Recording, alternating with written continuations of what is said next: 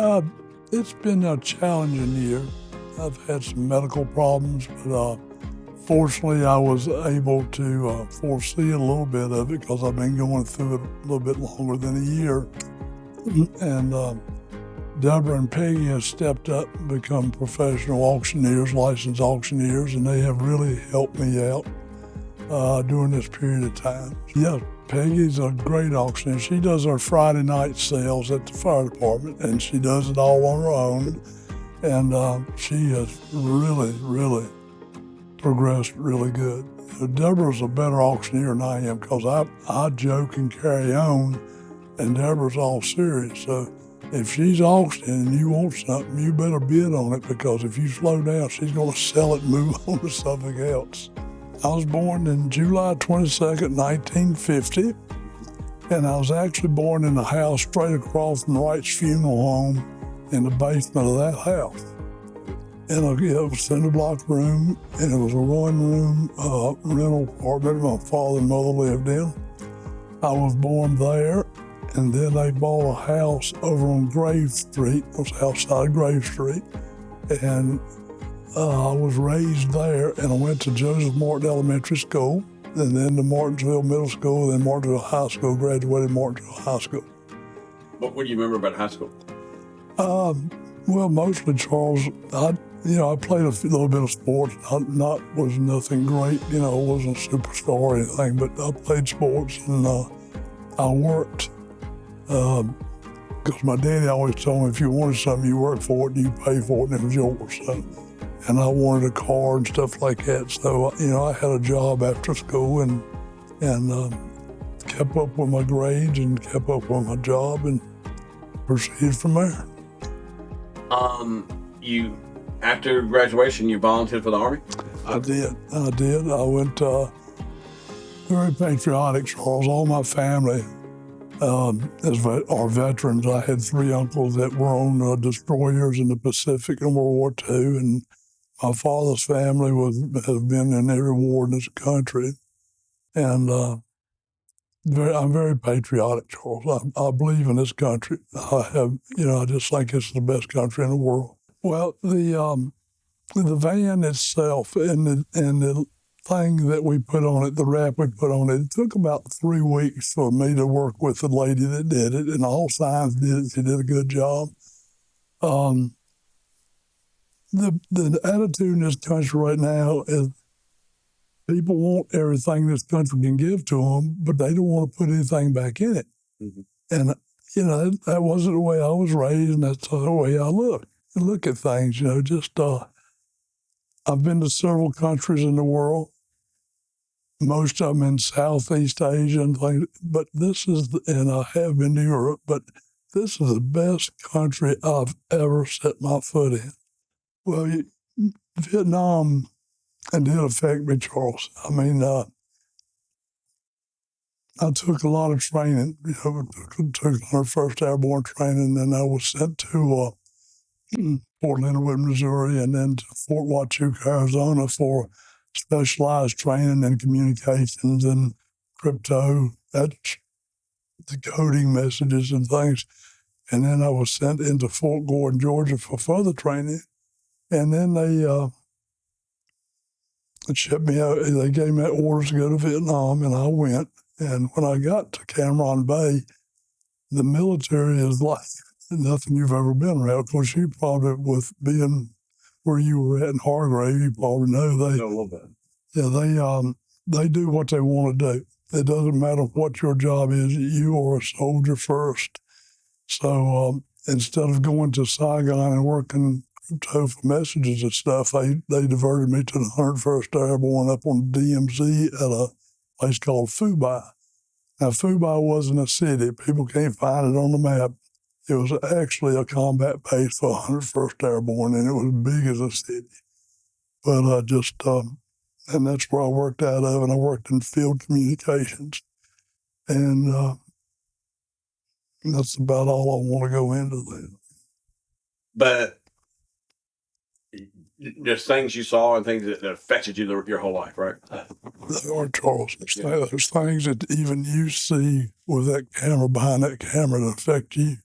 and people don't appreciate it. Only thing this younger generation wants is they want what mom and daddy has worked for 50 or 60 years. And they want it now and not work for it. And I just don't see it in the Constitution's being trampled even by our elected politicians. The Constitution is not being adhered to, or they just ignore it, and I don't believe in that.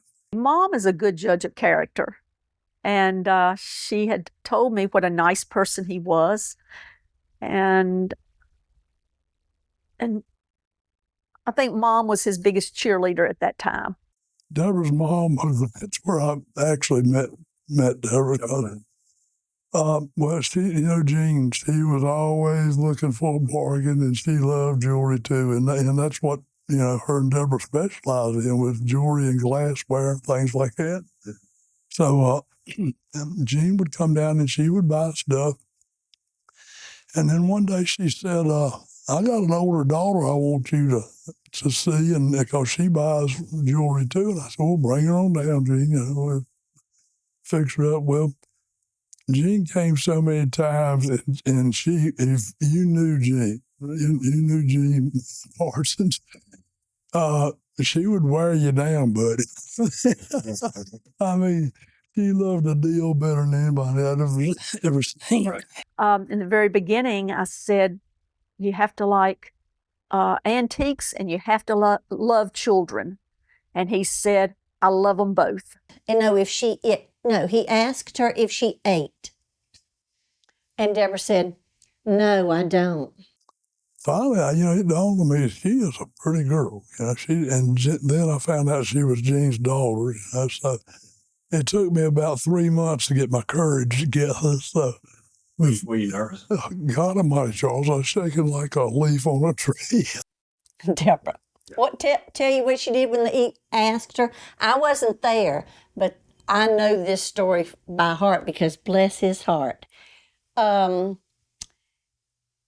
He, for like a long time, I don't know how long, months, he would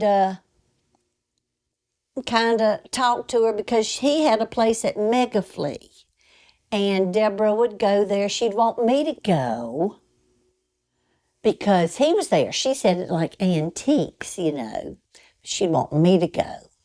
Was she hunting him or was he hunting her? No, he was really hunting her, but I know she wanted him to. I know she saw him and she thought he was nice looking or something. I don't know. She'd want me to go. Oh, come on, Peggy, go with me to see. Okay. But it took Charles so long to ask her out because when she would go there, she wasn't I don't think the nicest to him. Well, we are sisters, but you could tell if I was hitting on you. Well, you can't tell if Deborah's hitting on you or whatever. Well, Charles, when he called, he wanted to take me. He'd mentioned a number of different restaurants, even some in Roanoke. I remember Red Lobster and I believe the Dutch Inn at that time. And I said, no. I said, we'll meet at McDonald's. And there was a hesitation there with him. And he said, McDonald's? I mean, I've been divorced for a long time, and I asked her, she come up to the counter and was looking at stuff, and I just said, I'm going to do it. I just made up my mind I was going to do it. And reenact it for me. What did you do? Well, I was standing there, and I was scared to death, Charles. Just scared to death. I mean, she was that pretty. I mean, she's a beautiful woman. And I thought, there ain't no way she's going to go out to eat with me or nothing like that. I just do it. So I walked up to the counter, and the first time I asked her, I said, do you eat?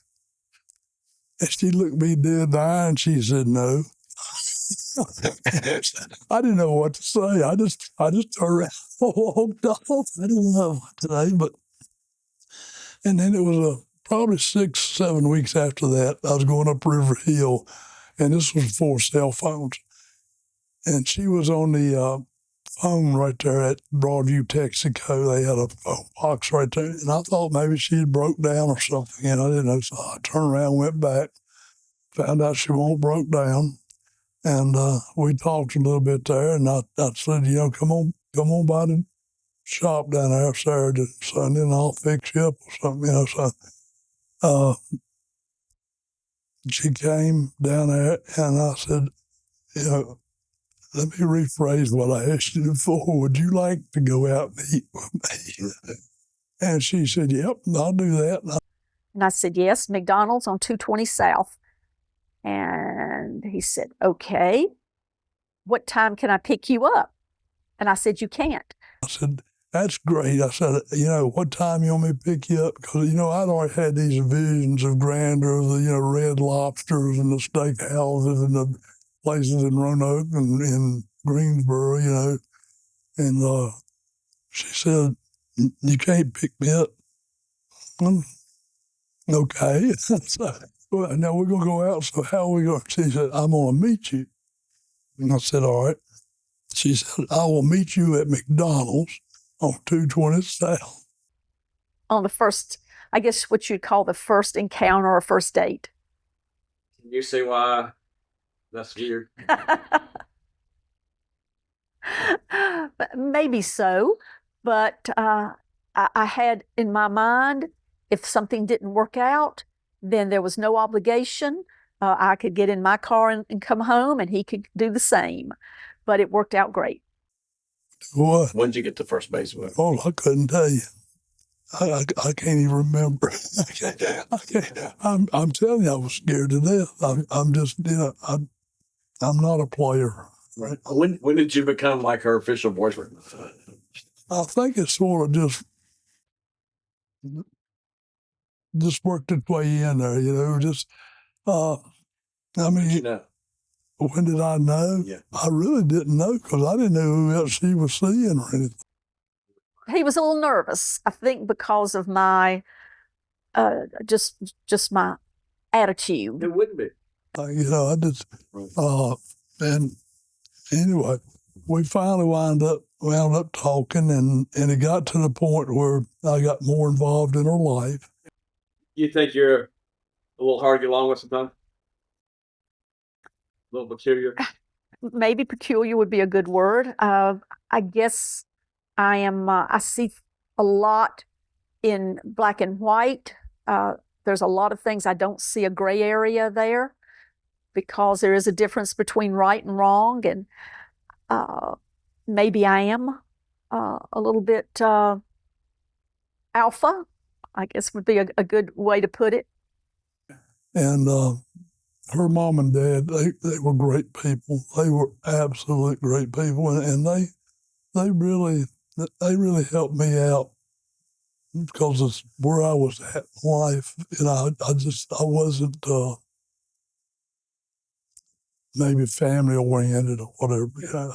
That's where but they really helped me out, and Deborah really helped me out. And Deborah, coming here with the part with Deborah and her family kind of gave you a family. That's right. Tell me about that. That's right. Well, I had a rough childhood. I'm just going to say I had a rough childhood, and it was a rough area I was growing up in. I grew up in, it was either racing cars or drinking beer, and I didn't like drinking beer. So, but he's a very kind person, and also he was very good looking too. I could show you a picture of Elvis Presley in his military uniform, and I could put it side by side with Charles's, and you could see a similarity there. I remember with his 50th birthday party, I did a cake with Elvis's picture in his uniform on one side and Charles's on the other side. And I remember his mom coming up to me and she said, "Deborah, can I ask you a question?" And I said, "Sure." She said, "Could you tell," and she called him Junior. She said, because he was Charles Edward Williams Jr., and she said, "Could you tell me why you put two pictures of Junior on the one cake?" And I laughed and I said, "Miss Williams," I said, "they're not both of Charles." And then I went and I got the picture on the album of Elvis Presley, and I said, "This is the picture on the cake." I tell you how Deborah is. I had about a 25-cent shark's tooth necklace on a leather strap, and then I had a little bracelet ring that I wanted to give Brittany, and it wasn't anything. I mean, it was nothing, nothing, no amount of money, just never would let them have it.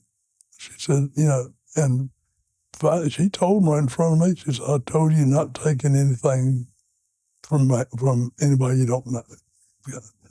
So I worked on her for a couple of weeks, and I just, I more or less just was begging her, just let them have them. The kid, you could tell the kids wanted them, and finally she said, well, y'all go ahead and take it. Well, for whatever reason, I mean, after that, we just had a good relationship going, and I actually got to where I could, I helped Brittany's softball team, and there was a head coach, and I was just helping. But for 5 years, we won the championship for 5 years. And he was great with my children. And that was my number one priority, is having someone around them that was good for them and was good to them. And I remember from the very beginning, he told me, he said, wherever we go, the children go. You took so long to find somebody that was good and compatible and stuff. You finally did good. So you need to try and keep that up just a little bit, And then Brian, he tried baseball and things like that, and he's more studious than he is sports. Mm-hmm. Even though he did win a bodybuilding thing here lately. So, what do you think of that? Oh, well, I'm proud of it. I mean, because it took dedication. He looks pretty damn good, doesn't he? I'm going to tell you, he's ripped. He is really ripped, and he wants to go into another competition, which is another step up. And there's no doubt in my mind he won't make it, because when he gets involved in something, he is dedicated. Now, he's been a vegan since high school and hasn't deviated from it since high school. A whole lot of people don't. They have children, they want the schools to raise them or something like that. Well, Deborah didn't do that. Deborah had full hands on raising her children, and I think it has really shown, because Brian works for an organization in Washington, D.C. and makes good money. Brittany was a nurse practitioner, and she worked her way up where she was over 5 locations, and finally her husband just told her, I'm making enough money, you can go stay home with the kids. The first time I met Charles was at the flea market. And I guess I met his dog first, because I was a kid. And he had this little Boston Terrier named Stinky. And we'd go to the flea market every weekend. And I would just look forward to seeing Stinky.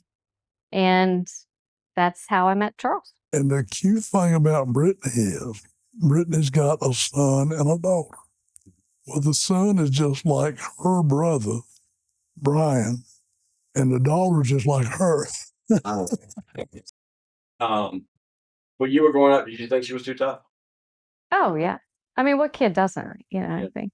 But yes, she was a strict parent. Did it pay off? But doing okay. So I guess, I was a pretty straight and narrow kid. So I guess it paid off in that respect. She told me you were like the toughest. Oh, she says that, but True. Oh no, I think it depends on how you defined tougher. That'd probably be my brother, but I think I was probably the easiest. Brittany is determined that she was the easiest that she was growing up to deal with. Really? Did that shock you? Yeah. Mm-hmm. I always said that Brittany is a lot like me with personality. She has an alpha personality. And so sometimes we would butt heads. Whereas Brian, he would think things through. And usually if I told him something and reasoned with him, he understood. What's the hardest thing putting up with Deborah? Let's be real about it. Sometimes she can be very strong-willed. Most, not say 99.9% of the time. Right. She can be very strong-willed, but most of the time, if you listen, she's right. Do you think she was strict, over strict? What's your opinion? Yeah, I mean, she was really strict. I mean, you know, your perspective on things starts to change a bit, I think, as you start to become the age your parents were. I mean, now I'm well beyond the age that, I mean, when mom was my age, when I was in college, you know, so, but, you know, when I started to get to be the age that she was, when I was little, we're talking about this era, you know, when she was first meeting Charles and stuff. I mean, we're talking, I mean, what, she was in her 30s, mid 30s, maybe. And you just kind of realize they're just young people trying to figure it out, you know? I mean, what can really prepare you for parenting? You know, you hear about it from your parents and all this kind of stuff, but it's different when you've got your own kids there. And, you know, when you're doing it on your own, fortunately, she found someone as great as Charles, you know, that helped her out in it. But, you know, so yes, she was strict, but she also, like, you know, wanted to make sure that we turned out well, and that we weren't making a lot of the mistakes, I think, that she saw other people making. And so as a kid, that's difficult. And maybe she could have done things differently, or maybe some things could have been better, but, like, how do you know? Well, he did. And when we went on one of these trips, we always made sure that we had something for the children to do. So if we went to Pennsylvania, I remember finding a music store, and my son really loved music. And so we had to go to this particular music store. And I remember, you know, taking them to Hershey Park when we were up in Pennsylvania. So we tried to incorporate them too in with our, I guess, our fun. Was he good at it, or was he just acting? I want to know. Charles, oh, he was good at it.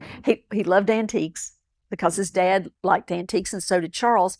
But he truly, he's a big kid at heart. I couldn't ask anybody to treat me any better, Charles. I couldn't. I don't know what I would have done without her and family. But not always rosy. I know she gets up at 3 o'clock in the morning and all kind of things for you. Yeah, the doctors don't want me driving, and I have to get up for a dialysis 3 days a week, and I have to be up at 3 o'clock in the morning to be there at 5. And I've tried to convince Deborah now, you know, that I'm okay about driving from here to town and back. You know, I might do it. Will she let you do it? No, she won't. No, she won't let me do it. Peggy and Charles get along well. They call each other brother and sister. Peggy always says that Charles was the brother she never had. But their personalities are a lot alike, because Peggy will kid and joke with you a lot, and Charles will too. Now, when they have a disagreement, Peggy is another alpha, and she's not going to back down. And Charles is a lot the same way, but they seem to work it out. He would not understand some of the things that I bought. I didn't understand some of the things that he bought. But we finally came to the realization, don't ask me about what I'm buying, and I won't ask you what you're buying. Because our likes with some things were totally different when it came to antiques. Of course, he loved cars. Okay, cars are beautiful, but I might like jewelry. And so we just learned to work together on that. Hillsville has definitely been a part of your life, right? Oh, I'm gonna tell you what, Charles. That was a big eye opener for me. Of course, I had lived in tents for 13 months, you know, but I hadn't lived in tents where there was a lot of money involved in it underneath them, you know. So when we would go up, we would set up the tents, and then at nighttime, if it rained, then I would get up and make sure the rain didn't pull the tents down and stuff like that, and make sure everything was covered and all. And finally got to the point where Gene and Walter had a place across from Deborah. And I told the VFW up there, because I am a life member of the VFW, 1115 up at Hills. I said, if y'all let me asphalt that space, I'll put a metal building on it, and we'll use it 2 weeks out of the year, and y'all use it the rest of the time. And they agreed to it. I mean, it's in the minutes of her. They agreed to it. So I asphalted space up there, put the building down, put Walter and Gene in there, and it worked out so well that the next year I did Deborah. And so they were side by side, the two buildings side by side.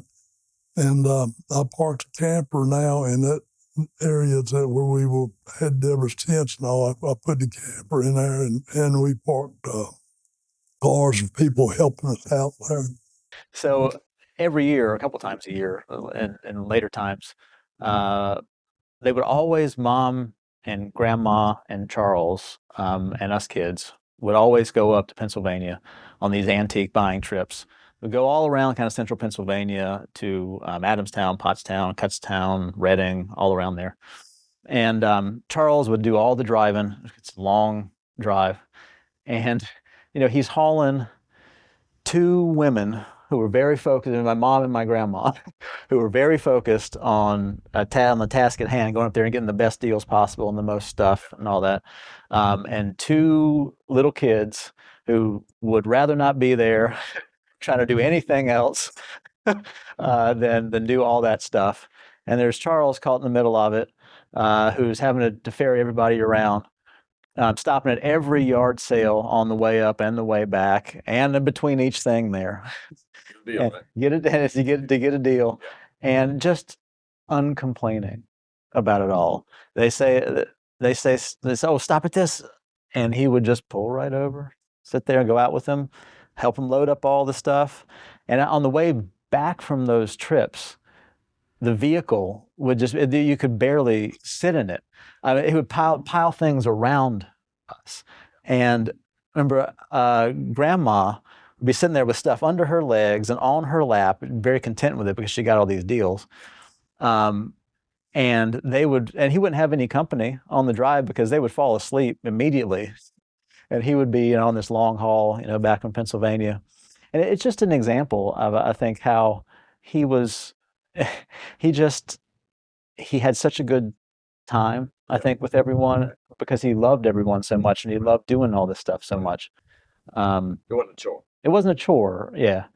And I just have so many memories of doing that every year, with Charles at the helm, making all this happen for everybody. How's it to live around all these pack rats? For me? Yeah.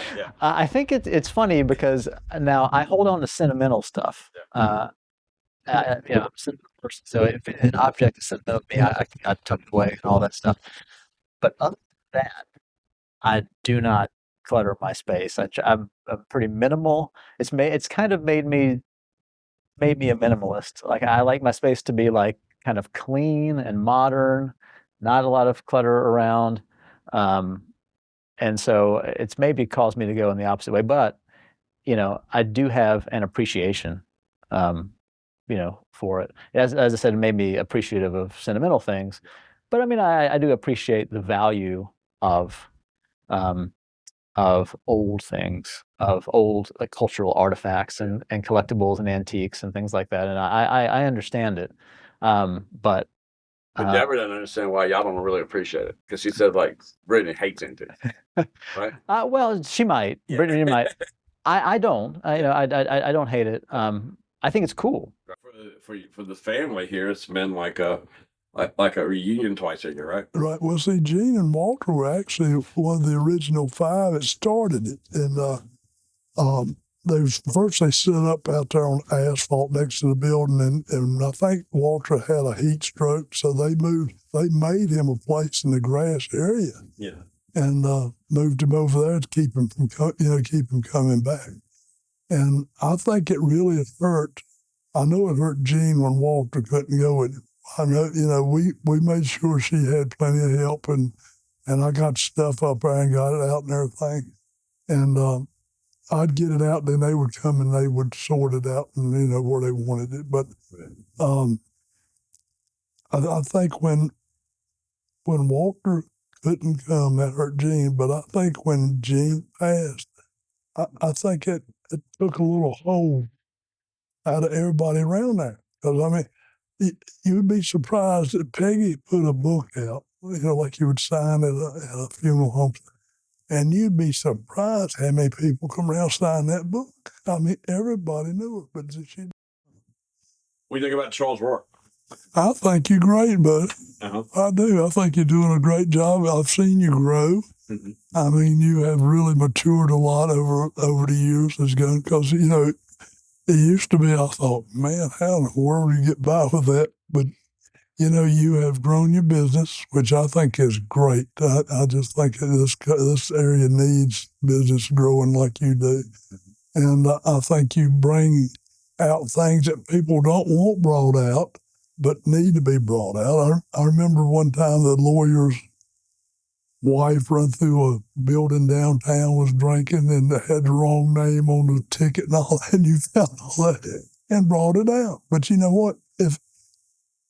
If they were living the right life, they wouldn't have done it to start with. But if they had been an accident, they would give the right name. It has started use affected you because you've kind of been in the bubble too. Oh man, I tell you what, it just I sold ads for you for a little bit. One of the things that Charles is known for, and I hear that all the time, is his blue eyes. And a lot of people will comment about his blue eyes because they're a different shade of blue. And I remember one of his classmates coming up to him at one of the high school reunions, and they said, where did those blue eyes come from? Who are you? What's your name? Caitlin, Where'd you come from? Florida. There you go.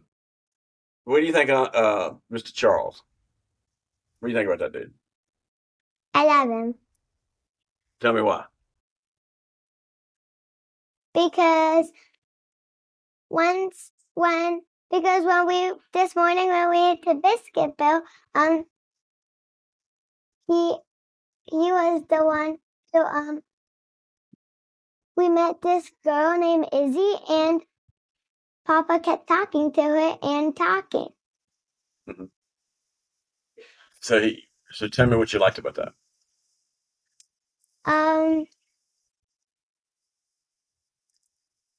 I liked it because we got a lot of good things. Tell us who you are. I'm Ryan Kelly. I'm 10 years old. And who's your uncle? Who's your papa? Charles, Pop Charles, Tell me why you like him. because he takes us on a fishing trip every year. And every time we come here, he sometimes will take us to Uptown Pinball. And so tell me, can you tell him how much you love him? Mhm. Because we're gonna show in a special night. We're gonna let it reveal all this. But look in that camera and say his name and tell him why you love him. I love Papa Charles because he's kind to us. He's always being nice to us. He will play with us, and he will take us on trips. Papa Charles, I love you because you make everything fun.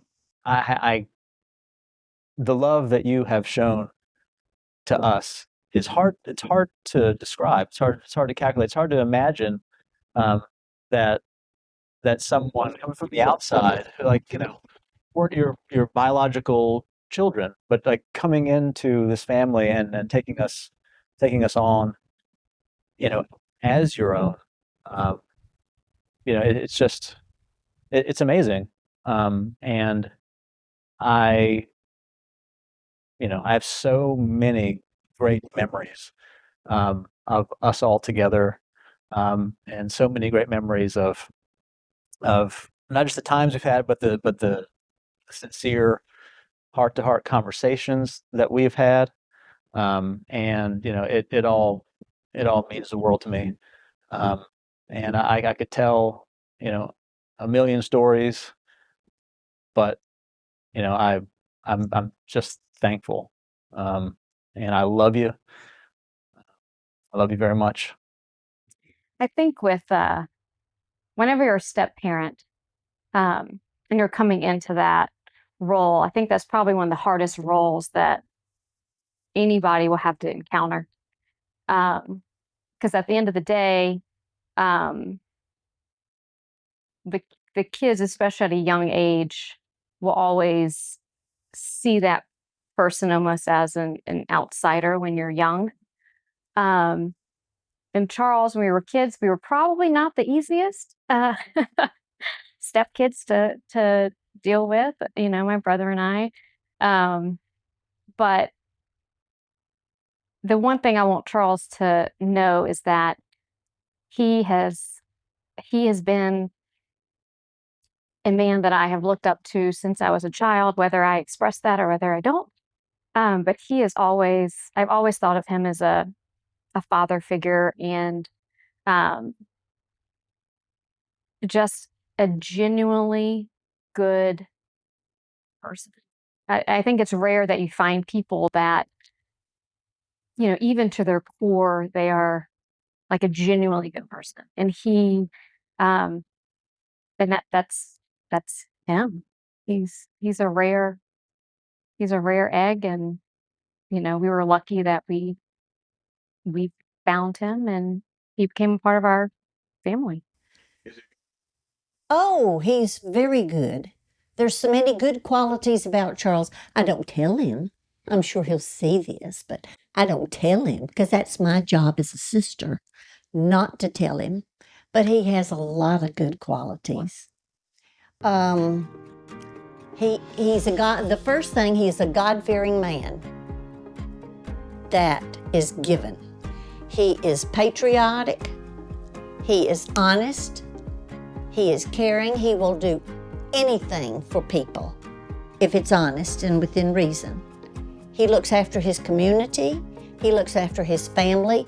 Like my parents, they taught us that you will do everything for your family, no matter what, for us, right? And Charles fits in that perfectly, because it doesn't matter if it's me, Deborah, Brian, Brittany, the babies. The family comes first. I just thank God for every day, Charles. Sometimes people don't understand or they'll forget, but when that sun comes up in the morning and that sun goes down, and then you look at the different seasons, everything getting green and blooming and stuff like that. Thank God for every day I get to see that. Charles is a good balance for me. We certainly liked a lot of the same activities. He was wonderful with my children, and we always told each other that we wished we had found each other earlier in life. But that's not the way God planned it, and we understand that. But I think he has been just a very integral part of my life, and I just think I just love him for it. I have not looked at the interviews yet, but I'm sure that I'm probably going to have to help Charles Rourke edit it. Why? Well, just to make sure, I don't even have to answer that question. People are familiar with Charles Rourke, and they know he wants to catch me at something.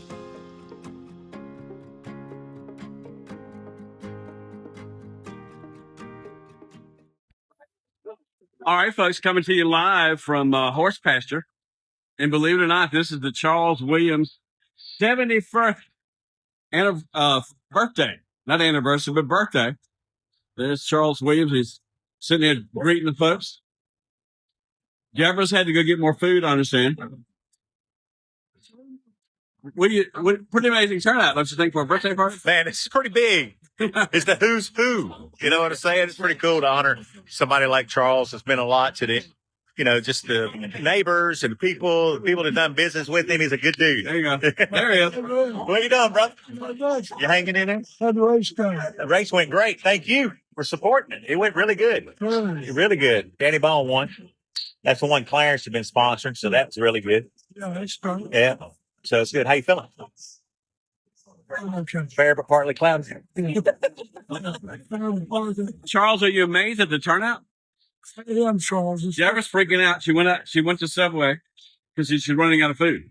It's very humbling. It's very humbling, Charles. That this many people, I just didn't have any idea. I didn't have any ideas. Thankful for each and every person that's come. And